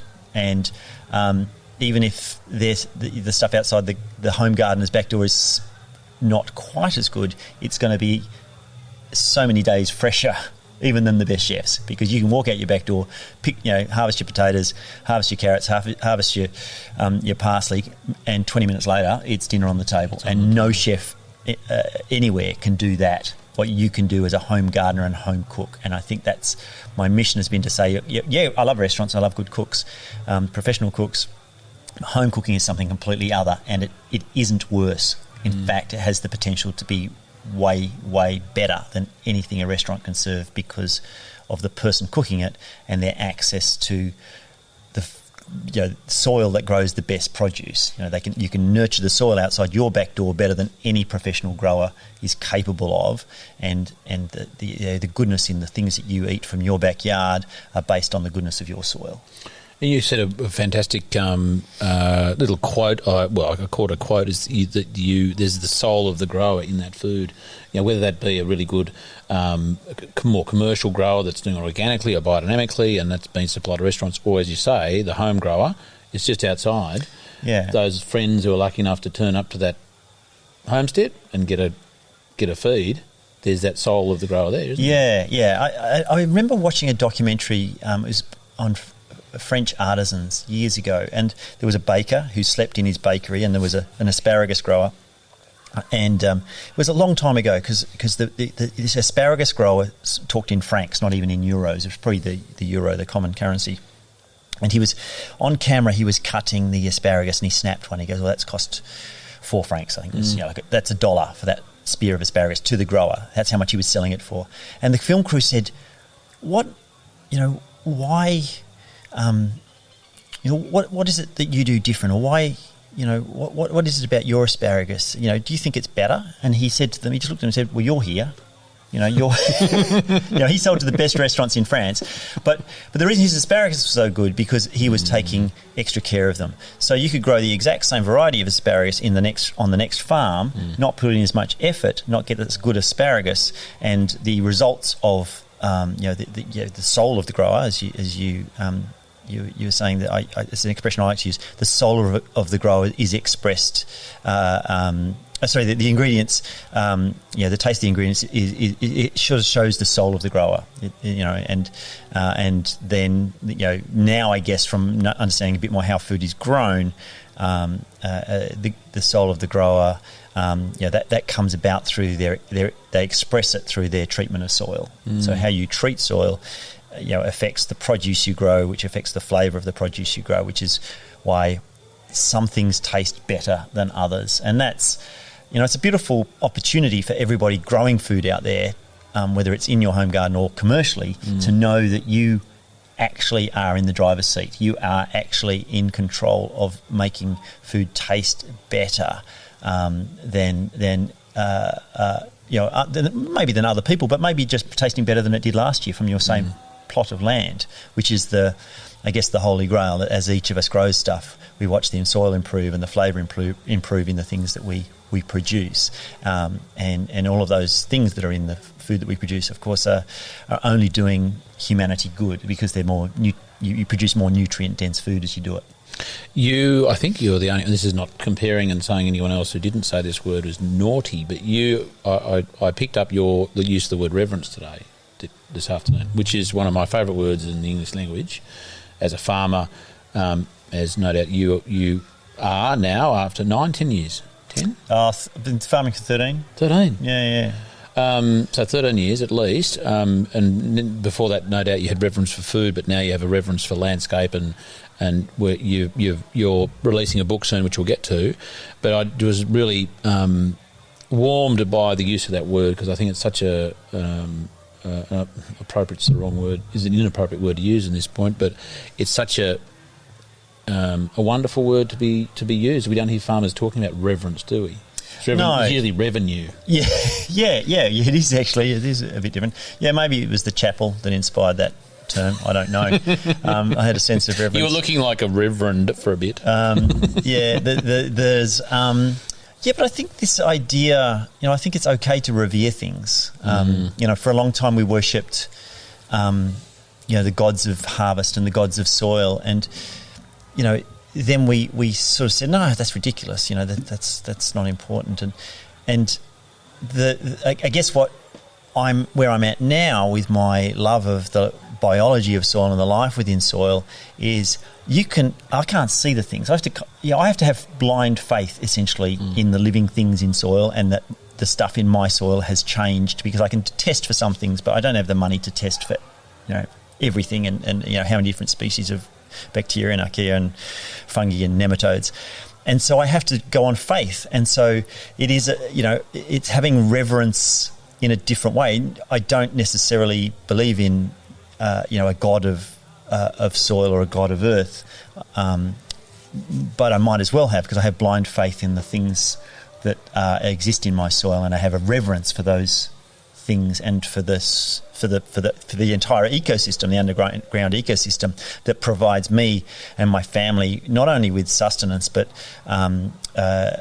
with joy and pleasure and all the micronutrients. It's not just enough sugars or protein in the food we eat. Is it doing us the ultimate good that it can do us? And so to revere that, why not? And revere the people who also care for soil and nurture things from it. Because essentially the nutrient profile of the soil is reflected in the food, isn't it? That's pretty much the flow of, literally a flow of nutrients, as it were. Yeah. I mean, there's beautiful things that happen in soil. Is how you treat soil gets expressed in the flavour of it. So we all know. I think anyone who's grown anything and has put any time into growing stuff from soil or been lucky enough to taste things fresh from good earth know that there's a difference in flavour. And some of that might be the varieties that someone's used, and it might be to do with the season. But there's undoubtedly, on our farm, we see over the years this consistent change and I have to say improvement in the flavour of everything we grow, even if we grow the exact same variety of carrot or beetroot or whatever it is year after year.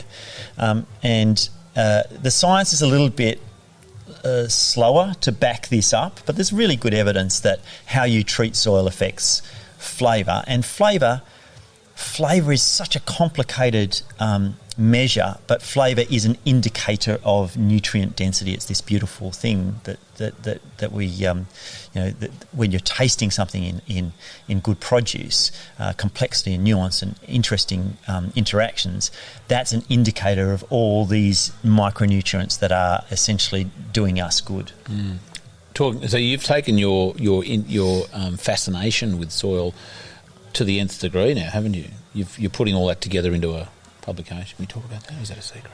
No, it's not a secret. No. I've got a book coming out. It's funny trying to work out what to call a book. I was really interested in soil as a concept, as a big picture thing. You can talk about cation exchange theories and magnesium calcium balance and all that kind of stuff in your soil, and that's great. That's really specific to certain growers at certain times. But what I was interested in was, why are we excited about this stuff? This stuff underneath our feet breathes. The gases in the top 30 centimetres of soil are completely changed every hour. It's breathing. A single handful, teaspoon of soil can have up to 10 billion living things in a single teaspoon of soil. Why don't we revere it? It provides 98 to 99% of all the calories that humans eat on Earth, right? So, and all the fibre, you forget, they've also got the fibres and the timbers and everything else that it provides for us.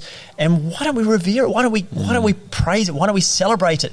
And then also, when I'm researching soil, I discover Australia's lost half its topsoil in 200 years since white belly arrived. So slightly over 200 years, but for a lot of the country, we weren't, we hadn't settled at that point. So we've lost half of the magic bit that does all of the world's growing. We've lost half of it in 200 years. If you took the topsoil that Australia loses every year to wind erosion and water erosion, and you put it into a coal train, there's carts on a coal train, that train would stretch around the world. This is every year we lose this much soil. Just in Australia? Yeah, we'd stretch around the world 15 times. Jeez. It would go around the world 15 times. That's how much, it's something like 2.9 billion tonnes of topsoil is lost from Australian land every year. It's insane numbers. And anybody who looks at this, knowing that this tiny thin veneer of earth that does all the world's growing, we have lost half of it in 200 years, has to admit that what we have done and what we are doing, to a large extent still doing, is ruining the land that feeds us, the land that clothes us, the land that sustains us. And so I wanted to write a book that celebrated soil. Soil's got microbes in it that make us happy. That they were using on cancer patients to improve their mood, the antidepressant effect of soil microbes. And you get that effect whether you're walking in a garden or, eating a piece of lettuce from the garden. But, it provides over half our antibiotics. It's an amazing, soil microbes make rain. So there's a lot of talk about how soil can help ameliorate the effects of climate change, but it can actually affect weather, and the fact that we don't recognise this and we don't celebrate this, and then also at the same time as recognising that and get excited about what it can do for us, realise that we are ruining it at an unprecedented rate. I felt that was the book I wanted to write, not about how to improve your sandy soil. Sort of thing. So it's not a how-to book. It's a. Let's get fucking excited about it. Let's get excited about it, and then also once we're excited about it, then we'll care about it. Because it isn't inert, it isn't dead. It's this wondrous ecosystem under our feet. That reminds me of a quote from David Pocock the other day. He said, you can't love something you don't understand. And it's case in point, if we understand and appreciate and revere soil, then we can really love it and go, well, you know what, this needs to be a two-way thing here. It's giving me so much. And understand. Well, that's a great quote. I did just for a moment think, well, do I fully understand my wife, Sadie? But I love her unconditionally. So it doesn't. It's not about people. It's not about people. No, but I think, understanding the complexities and the nuance and the interactions. Yes, he's entirely right. And how can you care about something that you've never, to a large extent, even considered? Like most people have never even considered that it matters, let alone how much it matters. When's that coming? You've got me excited about this book now. Not that I wasn't before, but when is it coming? August, June, early July. I think 2nd of July is the official date. And it's a very. I have to say, I've told people I'm writing a book about soil, and there's this sense of some people just look at me like, oh my God, that sounds like the most boring book ever. And I hope it's not boring. I've really tried to make it interesting because there's a topic that I'm so, I've become so fascinated by and become so energised by. And what I was trying to do, I guess, was to like you seem to get it. This is exciting. This is something that should be great. And it's not for the grower, the gardener, for the farmer necessarily. I think they'll all get amazing stuff out of it, but it's for every person on earth who eats, to really understand the important role that soil plays in our lives, and that we have mechanisms to make great soil, and we have the mechanisms to ruin soil, and we as a society, as humans on the globe, have to make decisions from the micro to the macro that build or restore or at least preserve soil and don't ruin it, because we're growing the least nutrient dense food in history as we ruin soil. Like it's not like we're ruining soil.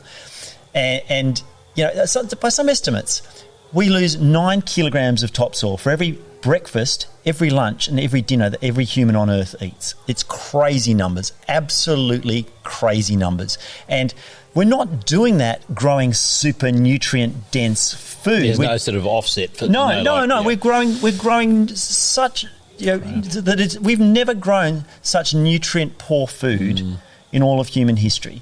So the system has gone a little bit broken. But the great news is the whole time some people have been ruining soil, some people have been growing soil and replenishing soil. And we now know through science and research and looking back through the historical record where we made the mistakes, and we know how to fix the mistakes, and we know how to do it better. And I think that's the message that I want people to get, is that just care about it. We'll get good farmers on board, good people on board, and you're doing the world a favour, you're doing your family a favour, at the dinner table in terms of pleasure, and you're doing your bodies a favour. It's win-win, win-win-win. And that's the message we were sort of getting loud and clear the last couple of days from farmers and everyone, really, wasn't it? That's examples of this can be done. Like, it's not as though it's not a pipe dream. It's like, the scientists reckon we can, but these guys are going, whether it's a Joel Salatin sort of model or it's Chris Eggert with his dairy, just going, I don't want to do this shit anymore. I want to change the way I'm doing it. It's just been wonderful. Yeah, and I think it's really so sad in a way to hear Chris's story, where when he changed he was people made fun of him, and instead of just looking over the fence and going, oh well, he might make it work, might not, but whatever, they actively tried to undercut him and to belittle him, and he physically, you could see the emotions all these years later still rattle him physically, and he still feels the pain of that. And it's really odd that farmers of some farmers must have felt the need to, or must have felt threatened, or couldn't just feel that, oh well, let's see what happens, let's see if there's a different way. If it's a stupid idea, he'll go broke and we'll get to watch him, and then maybe we'll laugh at him. We'll get laugh at him later. But why make it hard from the start when someone's just having a crack at something a little bit different? Because and especially if you look at the way agriculture has gone, we know doing things different probably couldn't be worse than some of the practices that we've been doing. So trying it a different way when you're ruining soil at the rate that we have. This is not to demonise farmers. I mean, we did things because of the technology we had and what we thought was right at the time. But when we realise that we're ruining soil, then why would you make fun of someone who thinks, oh, maybe I could do it a different way and not ruin soil? Turn that around. Yeah. And he's such a lovely fella too, I have to say, Chris. I went to uni with him and have known him for a long time, and I've sort of, we lost touch there for some years, but then seen a lot of him the last couple of years, and I'm so proud of him, the way he's becoming a bit of a mentor in that industry as well. That's great to hear. I didn't get a chance to talk to him. He seemed like a lovely man. Oh, he's a good fella. Matt, one last one. We're running over time, but that's okay. I just want to thank you for your previous book on eating meat. I often quote it when I not have to, but when I feel it's appropriate, given some discussions I sometimes have with people. And it's a number of stats in there I pull out. One is the ducks, and the rice in Victoria, and the number of ducks that sort of get dispatched every season. And the other one is the whole idea around cats and wildlife and the suffering. I think that it's so poignant and such a really simple example to give people who might be liking to argue about the pros and cons of eating meat and rearing animals. And that to me is wonderful, because the starting point is, are we here to reduce suffering? Yes. Well, consider this. It was so. Thank you for putting that in so in language is so understandable and so succinctly and beautifully written. So thank you. It's a bit of a go-to book for me. Talking about go-to, you better go to and have your dessert. I know, we're missing it. I can hear the carousing from here. They're having a good time without us. Oh, there's none left.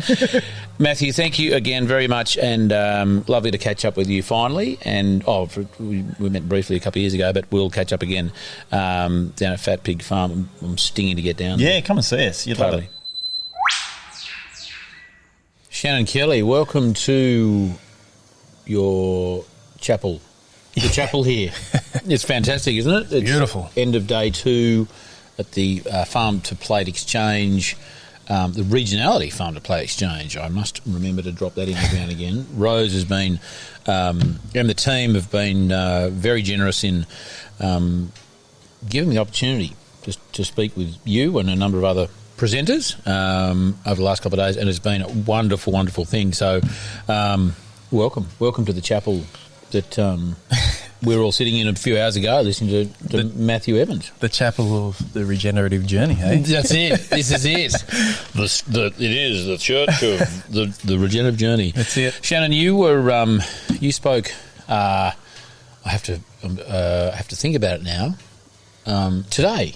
Yeah. Today? It was. Yes. Fantastic. And what struck me about your story. And your session was, to go to my notes here, price takers going from price taker to price maker. That was sort of the theme of the session there. And you had, what was really cool, I think you might agree, was Joel Salatin kicked off the session. Yeah, that's it. Tell me how. So he was obviously virtual. He was sitting in his office in Swoop, Virginia, at 12 o'clock at night. Yeah, probably about 5 hours past his bedtime. He probably goes to bed when the sun goes down. Yep. Tell me what, because you did talk about not just your journey, but the inspiration that Joel has had given you. Tell us a bit about, put that into context, if you would. Yeah, so as I said today, there was a couple of defining moments. And I'll start straight off the bat by saying I'm a first-generation farmer, so I guess I'm the kind of example, and when I say myself, my wife and children and friends and family as well, but we're the example of how it's possible to get into this farming caper and be successful, and you don't have to come from a line of farmers. So there's so many avenues to be successful in agriculture, I believe, and you just got to have a bit of guts and a bit of stickability, and we've certainly had that. But yeah, so I found Joel in the textbook cliche way on the YouTube videos and reading some of his books. You Can Farm was one of the first ones I found, which introduced me to regenerative agriculture and helped me fall in love with being a steward of creation. Yeah, you told a little story today, or it might have been actually Rose. She articulated that was a bit of a catalyst for you. Do you want to tell us about that? Yeah. So we lived in suburbia, and we had our own backyard. Sydney? Central Coast. Central Coast. Okay, in between cool. Newcastle and Sydney. Yeah. Yep. And we had a backyard full of food that we were growing, and I was all about showing nature to my kid and my boy Rye, and we have 2 kids, and I was taking him out the back in a thunderstorm, and we heard this frog croaking, and I wanted to show him, the wonders of nature and bring him along that beautiful journey. And we got up to the fence where we could hear the frog croaking, and it was something out of the movies, I swear. It was the most bizarre experience, because I heard this sound and looked over the fence, and it was my neighbour who was spraying it with fly spray. And I said, "Shane, what are you doing?" He goes, "Oh, it was keeping me up at night." At that very moment. And it was one of those bizarre moments. It doesn't sound like much at the moment, but I went away from that situation, and it got me thinking about the disconnect we have with our natural surroundings and our environment, and how I didn't want that for my family. So what we did is we put it out there that we wanted to find a farm, or at least look after some land and give a different life for our children. And that was what started our journey onto a farm life and a simpler life, and then the business kind of grew out of there. Can we go back to your comment there, which is great, and I sort of agree, if that's the right word to drop in there. You are a first generation farmer. And many wise farmers have said that's the best asset you have, is not being a farmer. Yeah, you haven't seen my worlds when I first started. Yeah. Yeah, look... your duck shit world. I don't show anyone those worlds, or I don't show anyone my first fence repair jobs. But yeah, there was a lot of... I think there's a lot of positives to coming into farming and not having preconceived ideas and be stuck in this is the way it's done. I was very much an open canvas, that I could take elements from Joel and Polyface Farm and from Gabe Brown and all the heroes and mentors that I've read books and followed along their journey, and adapted it to our holistic context as well for what we wanted for our family. So it was great in that way. And of course there's disadvantages. I had to learn a lot, and I had to learn by making mistakes a lot of the time. But as I said today, probably the most profound thing that I learnt from Joel was when people asked him why Polyface was successful when others weren't, and his words were, "We just didn't quit when everyone else did." And so that's been the mantra we've taken in with how we've approached things, that I just won't quit, I won't stop until we are a successful business, and I can hand on a legacy to my children, and they can see that farming is such a beautiful and noble profession, and that there's a career and that there's a financial gain to be made from it as well. Just to give people a sense of what you're doing now, tell us what you're producing. What are something you've gone from urbanite duck shit welder to amazing food producer. Where you're up to with it now? Yeah, so we farm 53 acres of our own land, but we manage next door's 50 plus another 45 down the road. So it's a pretty small scale. But we have anywhere roughly around about 80 to 100 head of cattle, and we produce grass-fed and finished beef. We have pasture-raised meat chickens, so roughly about 1,000 meat chickens on the farm at a time. They're a part of our fertiliser program. We move them all the time regularly onto new ground. We have at the moment 1,200 layers. So we sell eggs and to our retail customers and to cafes as well. And we do pasture-raised pork, and we outsource all different stuff that we're not interested in growing, such as lamb. Sorry, Charlie. Yeah, okay, so is that nearby? Other good farmers are doing? Yeah, okay, friends cool. that we know and trust. Yeah, unreal. Yeah, and we sell their products for them as well through our distribution network. So. And you had I want to pounce on you at some other time to discuss it some further, but you had an on-farm butchery. It's brand new. It is now. Yeah, we've just kind of come through that, of course. Getting it established. We've got an amazing full-time butcher on now. And so the reason why we chose to do that, everyone thinks that we've done that because we wanted to save money on our cut-up fees for all our meat. But actually the main reason is product control. Look, we loved our butchers in town, but they've got their own thing. They would be serving customers and then they'd turn to the left and quickly hack up our meat. And the care from the animal that's not alive anymore wasn't there that we were giving in the paddock, and that was the missing link. So we've got George in our butcher shop now, and we're value-adding products. So we're doing a lot more products that are quick and easy meals, such as gluten-free chicken snitties for families on the run. Yeah, cool. And that's been amazing for our growth of our business and having more to offer customers. But then just simple stuff, how he cuts steaks, and he takes off the parts that don't eat well, and watching him do that and explain it to me as a farmer, that's the stuff that really made me feel like we've finally got to where we want to get to because of that control and that care in the product. Was it hard to find a butcher? He found us. There you go. Yeah, he was over the conventional butcher shops, and he was working out at a farm out near Merriwar, and he wanted to move back closer to where he was on the coast, but he didn't want to work in a standard butcher shop. He wanted to be working one-on-one with a farmer. So, when we've got cattle ready to go to the abattoir, I jump him on the quad and we go down and we have a look, and we're, checking for finishing qualities of the animal and chatting about what we might do with that particular animal. And to him, that's where he wants to be as well. So that's awesome that you've given him that opportunity for him to express his full butcherness. Yeah, that's it. That's it. Because otherwise it's like, carcass comes in the door, chop it up, out it goes. Yeah. I'd imagine that'd be pretty. You now giving him the opportunity to do what he's doing. That's the sense of purpose and fulfillment, I imagine, would be immense. Yeah. That's right, yeah. And he's still got that contact with our customers. We have our food clubs where we go around to different suburbs, like the Polyface model, where all the customers in that suburb come and buy off us. Yeah. And one of those locations at the moment is on the farm. So every second Thursday he has customers coming and chatting to him, and he's connected still with his customer, which is important to him as well.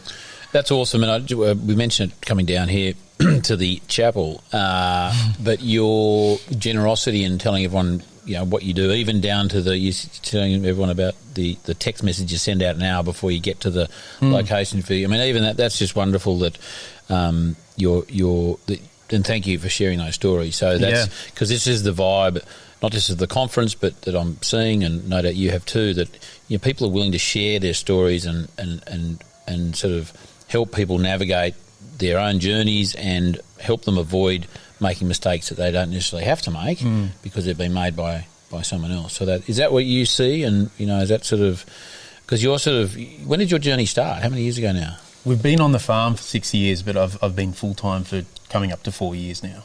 And you said, what were you doing before that? Before the frog incident? Yeah, before the frog incident, I was would you call it? There's lots a jack of all trades, but I was an office boy for a little bit of time.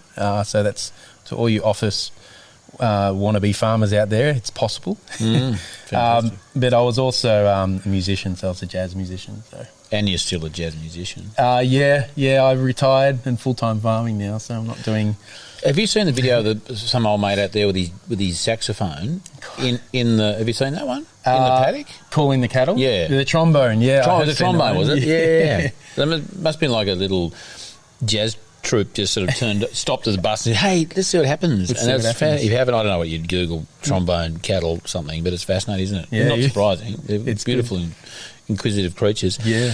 Shannon, let's go to the conference. Any nuggets of gold that you heard dug up and went, "Oh my God, that was really cool"? You know, any sort of epiphanies, any revelations from the last couple of days that really stand out?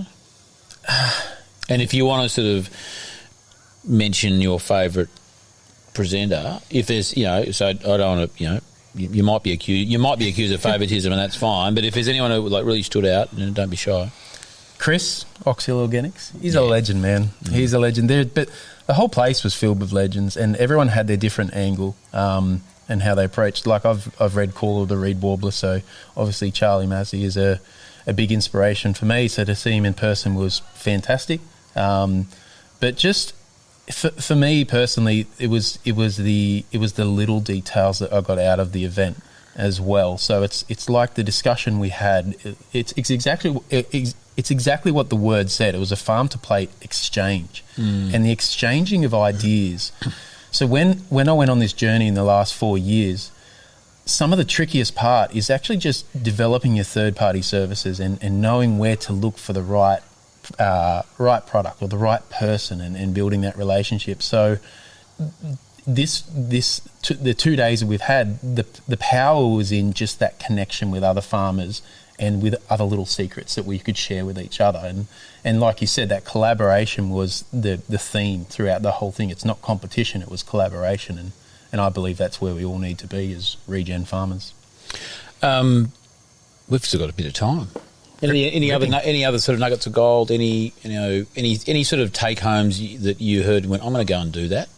Any sort of, I'm going to follow up with a phone call to someone or a book I'm going to read. Yeah. So there was a fair bit of talk on one area that's missing from our sector is getting some sort of meaty, pardon the pun, nutritional backing from what we're doing and why it might be different to conventional food. So I think that's an emerging space, and if we can look at how we could use that in a positive and honest way, how we could use that for our marketing and actually have the evidence to say that this food is more nutrient dense. So there's a lot of chat about that, and I think there's a lot of room for growth within that, and that would be amazing for us. That we've, like I said today, that unfortunately as history will repeat itself and regenerative agriculture will be adopted by the industrial corporates, and they will find that that's the buzzword and they'll take that, and the waters will muddy, and we have to be better prepared. We have to be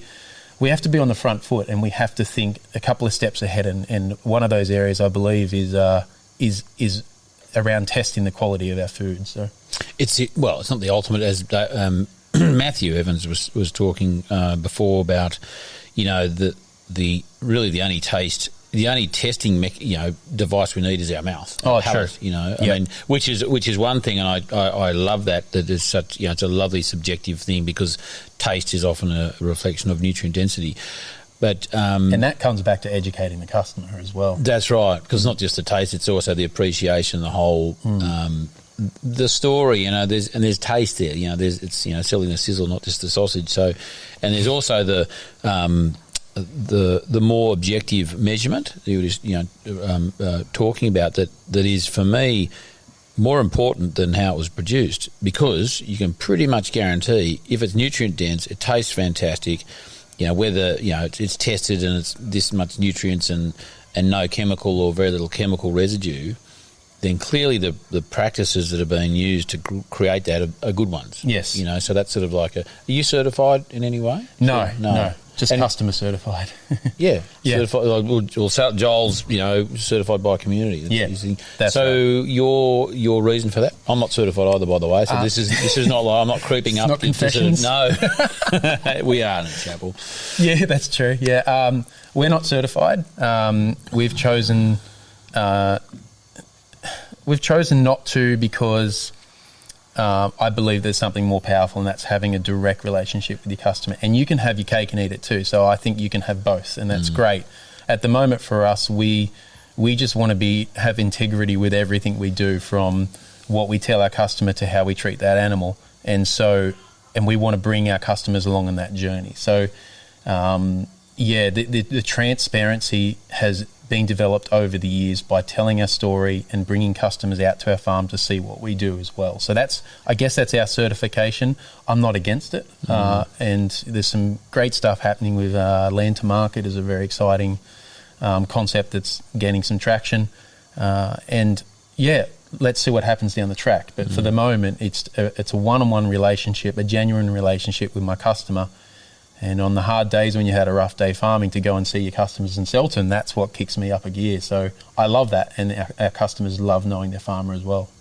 Well, you're providing a wonderful service, Shannon, not just the food as a source of nutrients, but a lovely story, and as you say, that people are longing for that connection, via food and just getting to meet you either on farm or at your little sort of buyer groups thing. That's a great service that I hope becomes a much more normal thing, and especially for their kids. Their kids going, we don't go to the supermarket, we go to this someone's garage and every 2 weeks and get a box full of yummy stuff. Yeah, if that's becoming normal, that's a really good thing. Yeah, the food clubs are working really well. Like I said, it's great for the farmer, but it's also good for the customer as well. And if anyone wants any information, just reach out. I'm happy to share any of that. But like you said, with the text messages, it's such a trivial little thing, but they sign up on our website for a text service for the suburb they live in. We rock up and we send a text out the day before. It says, hey, your food club's on, here's what we've got available, card or cash, rock up and grab what you want. And then the key is another text message an hour before the club starts. And I reckon that last text message, a half an hour to an hour before the food club in that particular suburb, brings in 30 to 40% more sales, because everyone's busy taking little Jimmy to soccer, and they get that message, oh, that's right, I've got food clubs today, and they rock up. And so I know that's such a minute detail, but I love to share that with you and your listeners, that if you do look at setting up some sort of buying club or drop points, think about your communication with the customer there. You have to get that communication right, and I've found that texts are a great way for reminders for them. So especially new customers, we're nursing them through until they're comfortable with buying from us. You just give me a really good idea. All right. It's great. It's awesome, because we have graduates of our biodynamic workshops, and we also have and Patreon members for the regenerative journey, and we send emails out to do for their monthly graduate webinars, right? Yep. So it's an email we send out the week before and so on. But just thinking, maybe I'll actually, if I've got their details, work out. We've just got this new platformy thing we're trying to get our head around. Yep. And maybe that's the thing to do, is actually send them, the grad webinar's on in an hour's time. Yeah, well, I think the stats is that people, I don't know the stats for how long it takes people to read an email, but I think it's within 30 seconds for a text message that someone reads it. Bang. Yeah. Shannon, that's gold, mate. Oh, that's I'll send you the invoice. That's a bit of gold I've just dug up, mate. That's been wonderful. Thank you for your time. Thank you for sort of really. You were saying before you haven't really done this sort of thing before into a conference sort of context and shared your story at in this sort of forum.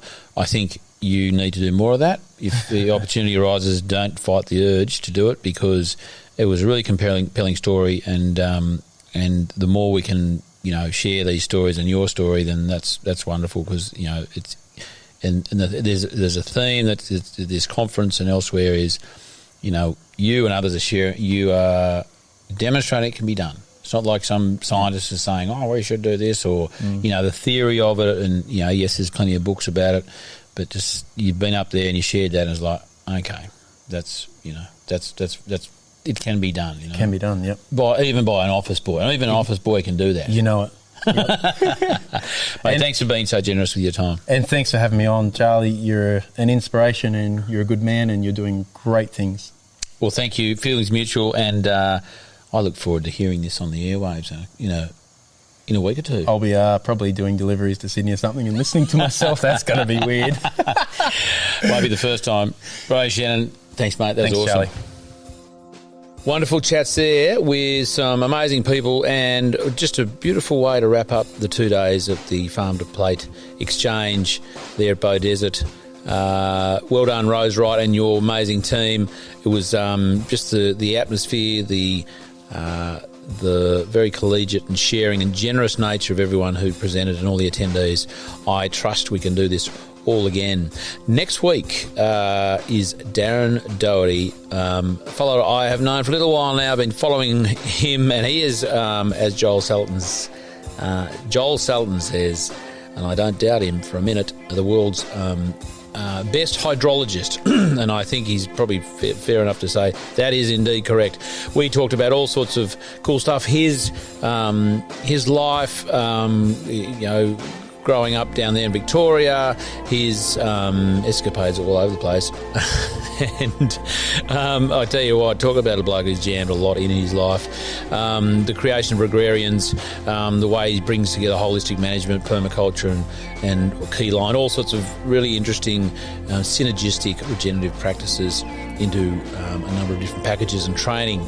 Lovely bloke, such a handle on geology primarily and life, and so really enjoyed the reasonably long chat with Darren. He loves a chat, and I hope you enjoy the chat with Darren Doherty as much as I did. This podcast is produced by Rhys Jones at Jaeger Media. If you enjoyed this episode, please feel free to subscribe, share, rate and review. For more episode information, please head over to www.charliearnott.com.au.